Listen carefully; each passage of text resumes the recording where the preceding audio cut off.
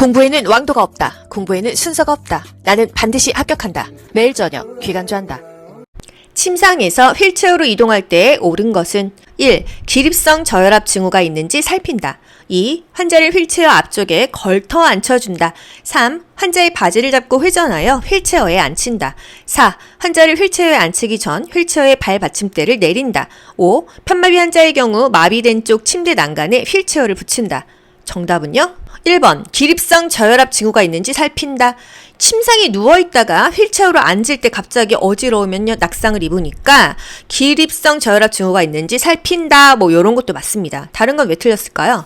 환자를 휠체어 앞쪽에 걸터 앉혀준다? 안 돼요. 깊숙이 앉혀야 되고요. 환자의 바지를 잡는 게 아니죠. 몸통을 잡아야 됩니다. 환자를 휠체어에 앉히기 전에 발 받침대를 내리면 앉힐 수가 없어요. 앉고 나서 발을 받쳐주는 게 발 받침대니까요. 편마비 환자의 경우 이 마비된 쪽 침대 난간에 휠체어를 붙이는 게 아니라 항상 건강한 쪽에다가 휠체어를 대어줘야 됩니다. 다음 체위는 체위 문제죠. 산후 자궁 후굴 예방, 자궁 내 태아 위치 교정, 월경통 완화의 자세래요. 1. 보기, 2. 측위, 3. 스륜위, 4. 반자위, 5. 절석위. 이 체위를 들으면 딱 그 자세가 머리에 그림으로 떠오르셔야 됩니다. 정답은요? 3번 슬흉이. 이거 요가 자세예요. 산 후에 자궁이 이렇게 뒤로 빠지는 후굴을 예방해주고 자궁 내의 태아 위치도 정상으로 교정해주고 생리통 완화 자세가 바로 슬흉위 되겠습니다. 머리는 아래 있고요. 이렇게 엉덩이 위로 쭉 빼는 자세 아시죠? 고무로 된 얼음 주머니 적용 방법은 1. 적용 부위를 최소한으로 노출한다. 2. 얼음 주머니를 피부에 직접 대어준다. 3. 얼음을 주머니 입구까지 가득 채운다. 4. 개방된 상처에는 30분 동안 적용한다. 5. 각이진 큰 얼음으로 주머니를 채운다. 여러분 이거 모른다 하더라도 상식을 한번 맞춰보세요. 정답 뭘까요? 1번 적용 부위를 최소한으로 노출한다. 2번은요. 피부에 직접 대면 안 되죠. 뭔가 감싸야 되죠. 또 얼음 주머니를 입고 가득 채우지는 않습니다. 적당히 채운다. 확실히는 몰라도 이런 거 알 수 있잖아요. 그쵸? 개방된 상처에는요. 얼음을 대겠어요? 안 되겠죠. 또 각이진 큰 얼음으로 주머니를 채우면은 이게 안 되죠. 조금만 얼음으로 채우는 것이 더 밀도가 좋겠죠. 이렇게 맞추시면 되겠습니다. 냉요법의 원리, 혈관을 수축시켜서 조직으로 공급되는 산소와 대사 물질을 감소시키니까 출혈도 안 나온다. 수축되면은 피가 덜 나온다는 거예요. 얼음주머니 아이스백, 체온을 내린다, 통증을 완화시킨다, 지혈이 된다, 대사활동을 감소시킨다, 염증을 감소시킨다, 화농을 감소시킨다. 30분 정도 대준 다음에 1시간 정도 쉬어야지 동상 안 걸린다. 적용 부위를 최소한으로만 노출시킨다. 비정상적인 반응이 왔어. 즉시 보고한다입니다. 감각이 없어요. 새빨개졌어요. 수포가 날았어요. 이럴 때는 보고해야 돼요.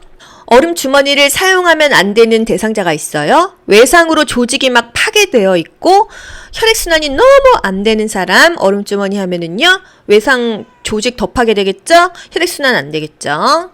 수술 전날 시행하는 간호보조 활동은 수술하기 전날이에요. 1. 차가운 생리식염수로 관장한다. 전날 관장한다. 2. 심호흡과 기침 방법을 교육한다. 환자를 교육한다. 3. 수술 부위를 제모한 후 보습 로션을 바른다. 4. 환자의 옷이나 귀중품은 간호사실에 보관한다. 5. 수술실에 들어가기 전까지 음료수를 마실 수 있다고 설명한다. 정답은요? 환자를 교육하는 거예요. 여기서의 수술은 전신마취 수술이겠네요. 전신마취 수술을 하고 나면은요. 심호흡하세요. 기침하세요. 이랬을 때 못 알아들을 수가 있어요. 의식이 명료하지 않기 때문에 전날 교육을 한다는 이야기입니다. 수술 전에는 금식하죠. 환자의 귀중품은 간호사실에 보관하는 게 아니라 환자 보호자가 보관해야 됩니다. 환자가 직접 보관해야 돼요. 수술 전에 간호, 환자가 알아야 될 내용을 수술 전날 교육을 다 합니다. 심호흡하세요. 기침하세요. 입으로 숨 쉬세요. 이런 것들을 교육합니다. 금식 필요하면은요, 금식 당연히 교육시키고요. 손톱의 매니큐어를 지운다. 왜? 이 환자 손톱 색깔로도 산소 포화도를 볼 수 있거든요. 털이 난 방향대로 민다. 제모의 범위는 수술 부위보다 넓고 길게 잡아라. 살균된 새 안전한 면도날을 사용한다. 제모제를 사용하기 전에 피부의 민감성 반응을 확인한다. 이런 것들까지 국가고시에 나와요. 문제. 다음날 충수 절제술이 예정된 환자에게 수술 전 금식에 대해서 설명한 내용으로 옳은 것은 물 드시면 안 돼요. 한 모금도 안 돼요. 얼음도 안 돼요. 이거예요. 얼음은요. 먹은 것의 2분의 1을 섭취량으로 생각하죠. 안 됩니다. 저신마취 수술이 예정되어 있는 환자에게 수술 당일 아침에 어떻게 해요? 매니큐어 지우세요. 이런 게 국가고시에 나와요. 전신마취 투여한 환자 수술 끝나도요. 기도 유지 우선 확보해야 됩니다. 수술하는 동안 이런 입에 있는 침, 가래 이런 이물질이 쌓여 있어요. 이거 기침하면서 호흡하면서 뱉어내지 않으면요. 흡인성 폐렴이나 무기폐 생길 수 있거든요. 그래서 이렇게 상체를 올려주고 등 두들겨주면서 기침하세요. 심호흡하세요. 이렇게 합니다. 실제로 이렇게 해요. 전신마취 수술하고 나서는요. 이 수술 전 간호의 연장선의 문제인데요. 식도 위 내시경 전에 환자에게 뭘 설명해야 되냐 이런 거 나오거든요. 검사 전에 위장 내에 기포 제거제가 투여됩니다. 이런 문제 왜 나올까요? 우리가 간호조무사로 일하면서 환자에게 이런 얘기를 해줘야 된다 이거예요. 식도 위 내시경 하기 전에 기포 제거제가 투여된대요. 기포가 많으면은 이게 식도가 잘 안 보이니까. 의치 관리 방법은 1. 의치는 100% 과산화수소 용액으로 세척한다. 2. 빼낸 의치는 뜨거운 물로 살균한다. 3. 의치는 찬물에 담근 상태로 보관한다. 4. 의치를 건조시킨 후 착용하게 한다. 5. 의치를 끼우기 전 잇몸에 지용성 윤활제를 발라준다. 정답은요? 3번. 의치는 찬물에 담근 상태로 보관한다. 의치하면 무조건 찬물에 보관한다. 이게 중요합니다. 깨지지 않게 한다. 촉촉하게 한다.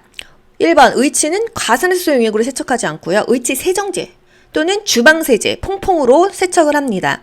빼낸 의치는 뜨거운 물로 살균한다? 아니에요. 의치는 플라스틱 계열이기 때문에 뜨거운 물에 쪼그라들 수가 있어요. 그래서 찬물에 보관한다. 의치 세정제 뽀글뽀글 기포 나오는 거로 살균한다. 의치는 입에 넣을 때 약간 물에 적셔서 촉촉한 상태로 넣어야 돼요. 건조한 상태로 의치를 집어넣으면 잇몸에 딱 껴버리니까요. 의치를 끼우기 전에 잇몸에 지용성 윤활제를 발라준다. 이 지용성 윤활제까지는 필요 없다. 물에 이렇게 한번 촉촉하게 묻혀서 끼면 된다. 의치는 어느 순서로 끼냐? 윗니 끼고 아랫니 끼는 거예요. 윗니 빼고 아랫니 빼는 거예요. 항상 상하기 먼저입니다. 의치간호, 의치관리, 국가고시에 진짜 자주 나오는 키워드입니다. 의치는요, 중요한 게 찬물에 보관한다. 깨지지 않게 밑에 수건을 깔아놓고 닦아라. 이거 중요한 거예요. 찬물, 미온수에 닦는 거 괜찮다. 하지만 뜨거운 물은 안 돼요. 건조한 상태 안 돼요.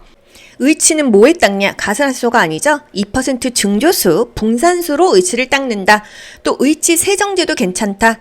치약으로 닦지 않습니다. 마모될 수가 있으니까. 의치, 분실을 방지하기 위해서 일정한 장소에 둔다. 또 잇몸 압박을 해소하기 위해서 자기 전에 의치를 뺀다. 적어도 6, 7시간은 뺀다. 렌즈 끼시는 분도 밤에 빼고 자죠. 숨을 쉬어야 되잖아요. 하손을 주의하기 위해서 닦을 때 밑에다가 뭔가 깔아둔다. 수건을 깔아둔다. 이거예요. 의치는 언제 빼죠? 수술실 들어갈 때 또는 무의식일 때, 경련이 있을 때, 잘 때 의치를 뺍니다. 구강 간호 보조 활동은 1. 혀는 안쪽 깊숙이 닦는다. 2. 혈액 응고 장애가 있을 때는 치실을 사용한다.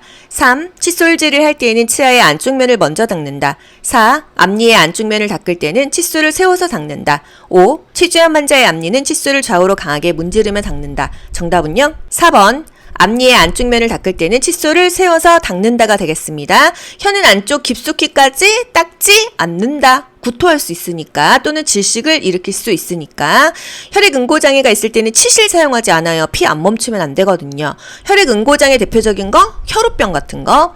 칫솔질을 할 때는 치아의 안쪽 면 먼저 닦는 게 아니죠. 상하게 앞니 그리고 어금니, 하하게 앞니, 어금니 이 순서로 닦습니다. 또 앞니는요 위에서 아래로 잇몸에서 치아 쪽으로 닦아야 됩니다. 회음부 간호를 돕는 방법은 1. 여성은 앙하이를 취하게 한다. 2. 여성은 항문에서 질 쪽으로 닦아준다. 3. 남성은 치골 음경 귀두순으로 닦아준다. 4. 포경 수술을 하지 않은 남성은 포피를 뒤로 젖힌 후 귀두를 닦아준다. 5. 방광 내 유치도뇨관을 삽입한 여성은 글루타로 알데히드를 적신 거즈로 닦아준다. 정답은요? 4번 포경 수술하지 않은 남성 포피를 뒤로 젖힌 후 귀두를 닦아준다. 여성은 배횡하이를 취해야 되죠. 무릎을 위로 올려야 되죠. 항상 항문이 맨 마지막이라고 했어요. 요도 질 항문 순서이다. 남성은요. 귀음치항, 귀음치항. 남성 회음부 간호 귀음치항. 귀도 앞부분 닦고 음경 닦고 치골 항문 닦고요. 포경 수술 안 했으면은 이렇게 가려져 있죠. 껍데기까지 포피까지 뒤집어 까서 닦아라 이거예요. 또 방광 내 유치도뇨관을 삽입한 여성은 글루 글루타르 알데히드를 적신 거즈로 닦아준다. 글루타르 알데히드는요, 높은 수준의 소독제예요. 피부에 쓰지 않습니다. 소독제 중요하다고 했죠? 높은 수준의 소독제 글루타르 알데히드예요. 이거는 이 피부나 인체에 있어서는 안 된다라는 걸 기억하세요. 너무나 높은 수준의 소독제여서 이 피부에는 쓰지 않는다. 글루타르 알데히드 피부에 쓰지 않는다. 뭐 프랄 알데히드. 알데히드는 소독력이 너무 높아요. 환자의 손발 관리를 돕는 방법은 1. 손톱의 측면을 깊게 깎아준다. 2. 발가락 사이에는 로션을 발라준다. 3. 냄새가 심한 경우 맨발 상태를 유지한다. 4. 두꺼운 발톱은 더운 물에 담갔다가 자른다. 5. 손톱 밑은 예리한 기구를 이용하여 다듬어준다. 정답은요? 4번. 두꺼운 발톱은 더운 물에 담갔다가 자른다입니다. 노인인 경우 손발톱이 더 두꺼워지고 딱딱해지거든요. 더운 물에 담갔다가 조금 불려서 자른다. 발톱은 일자로 자른다. 중요한 거예요. 손톱의 측면을 깊게 깎아준다. 상처나면 다치죠. 발가락 사이사이에는 로션을 바르지 않는다라는 거. 뒤꿈치에 바르죠. 발바닥에도 바릅니다. 냄새가 심한 경우 맨발 상태를 유지한다. 더 냄새가 나죠. 면 양말이 좋겠죠. 땀 흡수가 되게. 손발 밑은 예리한 기구를 이용하는 것은 좀 피한다. 뭐 발 뒤꿈치에 크림을 발라준다. 발톱은 일자로 깎아준다. 이런 발 관리 기억하시면 되겠습니다. 오른쪽 편마비 환자 바지 갈아 입힐 때 옳은 것은 입힐 때죠. 입마건 이거 기억하셔야 돼요. 입힐 때는 마건 마비된 다리 먼저 그리고 건강한 다리 마비된 다리가 오른쪽이죠. 오른쪽 먼저 입혀야 된다. 요거를 머릿속에 기억하고 보기를 보세요. 1. 왼쪽 다리에 바지를 먼저 입힌다. 딱 틀렸죠. 2. 오른쪽 다리에 바지를 먼저 벗긴다. 먼저 입힌다잖아요. 그쵸? 3. 왼쪽 무릎이 구부러지지 않게 주의하며 입힌다. 구부러지지 않게 하면서 옷을 입힐 수 있나요? 4. 간호조무사 쪽 침대 난간을 올린 상태에서 입힌다. 침대 난간 올린 상태에서 입히면 너무 불편하죠. 5. 오른쪽 다리는 불편한 쪽 다리는 바지의 발목에서 허리 부분까지 모아 잡아 입힌다. 입마건 오른쪽 먼저 입히는 거. 정답 5번. 이렇게 해서 5번이 되는 것입니다. 그래서 편마비 대상자 입히는 순서, 벗기는 순서 이걸 알면 되는데요. 여러분은 둘 다 외우면 둘 다 틀리죠? 입히는 순서만 기억하세요. 입, 마, 건. 입힐 때는 마비된 다리 먼저 그리고 건강한 다리가 나중인 거예요. 마비된 다리 먼저 입히고 건강한 쪽을 입힌다. 만약에 상의를 입힐 때는요. 중간에 머리가 들어가야겠죠? 마비 쪽, 머리, 건강한 쪽. 또 수액을 맡고 있는 대상자야 중간에 수액이 들어가면 됩니다. 머리가 들어가든지 수액이 들어가든지 중간에 들어가면 되고요. 입, 마, 건. 입힐 때는 마, 건. 마비된 쪽 먼저 그리고 건강한 쪽 이렇게 가는 거예요. 그러면 벗길 때는요. 벗건마겠죠? 마건이 아니라 건마 뒤집어야죠. 그쵸? 그러면 건강한 쪽 먼저 마비 쪽 중간에 머리나 수액이 들어가면 돼요. 아시겠죠? 입마건 입을 때는 마비 쪽 먼저 그리고 건강한 쪽 상체든 하체든 마찬가지예요. 상체는 머리나 수액이 중간에 들어가는 것입니다. 그래서 이런 문제 나오죠. 왼쪽 편마비 환자 상체 옷 입히는 방법은 입, 마건 왼쪽 먼저 입힌다. 이런 그림을 고르시는 거예요. 만약에 벗을 때라고 하면요. 벗건 건강한 쪽은 오른쪽이니까 오른쪽 벗는 그림을 고르셔야겠죠. 수동적 관절 가동 범위 운동 시행 방법은 1. 힘을 주어 강하게 한다. 2. 발끝부터 머리까지의 순서로 한다. 3. 가능한 관절 가동 범위 내에서 움직여준다. 4. 대상자가 피로감을 느낄 때까지 지속한다. 5. 좌우 양쪽 부위 관절을 동시에 움직여준다. 정답은요? 가능한 한 관절의 가동 범위 내에서 움직여줘야 부상이 없어요. 힘을 주어 강하게 한다? 관절이 아프면 멈춰야겠죠? 수동적 관절 범위 운동. 관절이 아프면 멈춘다. 이게 맞아요. 힘을 줘서 끝까지 뭐 강하게 한다? 이런 거 틀리죠. 피로감을 느낄 때까지 지속한다? 이런 게 틀려지는 것입니다. 한 번에 5분에서 10분을 넘기지 않는다. 또 관절 운동은 적절한 범위로 관절의 가동 범위 내에서 움직여야지 관절이 움직일 수 있는 범위를 지나치면요. 부상이 있어요. 관절에 따라서 3번씩 반복한다. 관절에 부종이나 염증이 발생했어. 손상이 있으면 운동하지 않는다. 간호조무사는 환자 가까이에 서서 신체 역학을 이용하여 운동을 시행한다. 한쪽하고 한쪽 하는 것입니다. 양쪽을 동시에 움직이지 않아요. 공부에는 왕도가 없다. 공부에는 순서가 없다. 나는 반드시 합격한다. 매일 저녁 귀간주한다.